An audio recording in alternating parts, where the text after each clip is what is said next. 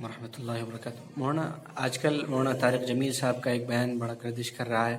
اس میں انہوں نے حضرت یوسف کے متعلق گفتگو کی ہے اور یہ کہا ہے کہ ان کو مصر کے بازار میں گدھے پر سوار کر کے منہ پر کالی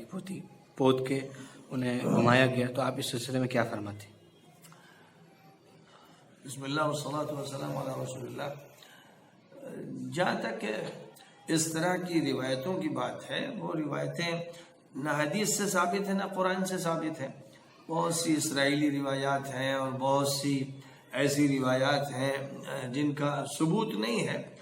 اور اگر ثبوت ہو بھی تو واقعہ ہو سکتا ہے۔ ظاہر ہے کہ ان کے ساتھ جو زیادتی کی گئی، ان پر الزام تھوپا گیا، ان کو جیل میں ڈالا گیا، اور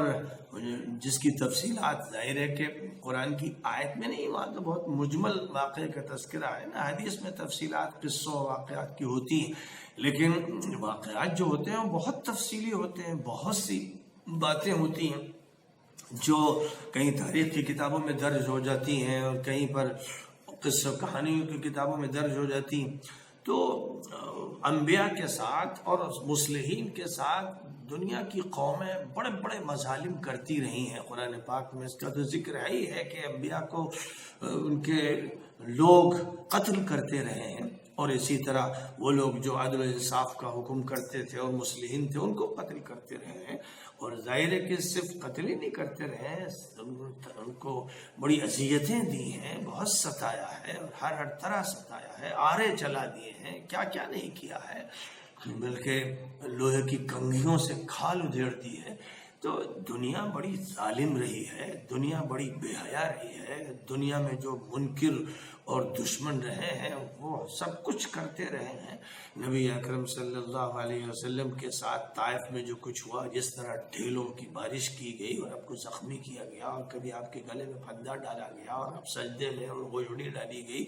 یہ واقعات ہیں سیرت کے جو ہمیں معلوم ہے، اور دیگر انبیاء اکرام کے کتنے واقعات ہیں جن کی تفصیلات قرآن اور حدیث میں نہیں ہے لیکن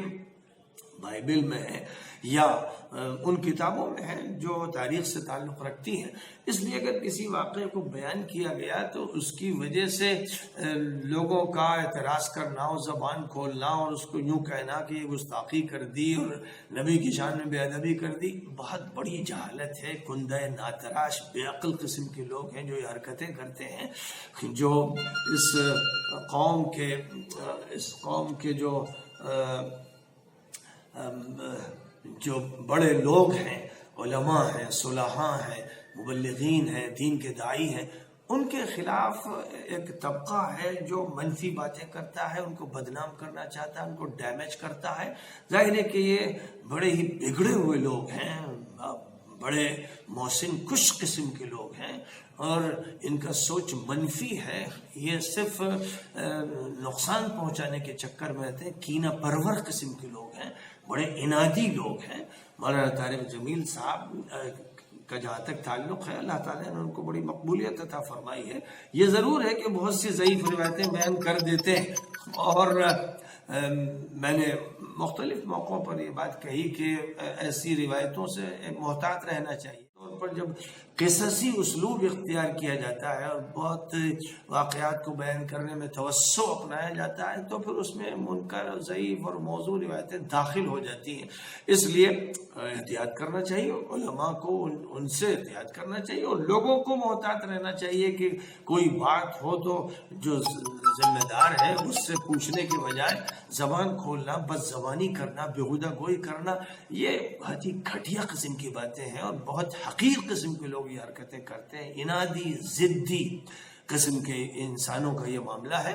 اور ٹارگٹ بناتے ہیں ایسی شخصیتوں کو کہ جن کو اللہ تعالیٰ نے مقبولیت اور محبوبیت عطا فرمائی ہے، اور لاکھوں انسان ان سے مستفید ہو رہے ہیں۔ تو جہاں تک ان کا تعلق ہے وہ معصوم نہیں ہے، سبھی غلطیاں کرتے ہیں، غلطی کسی سے بھی ہو سکتی ہے، لیکن غلطی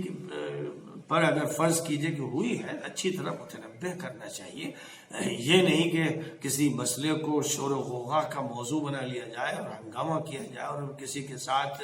تذلیل آمیز سلوک کیا جائے، یہ بالکل اسلامی آداب کے خلاف ہے، اخلاق کے خلاف ہے، اور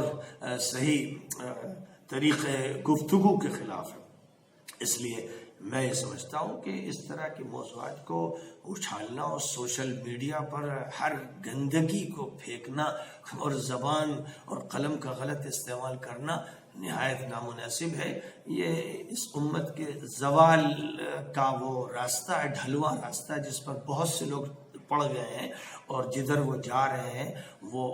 وہ انجام بہت ہی برا ہے. اللہ تعالیٰ پوری امت کو اس انجام سے محفوظ رکھے.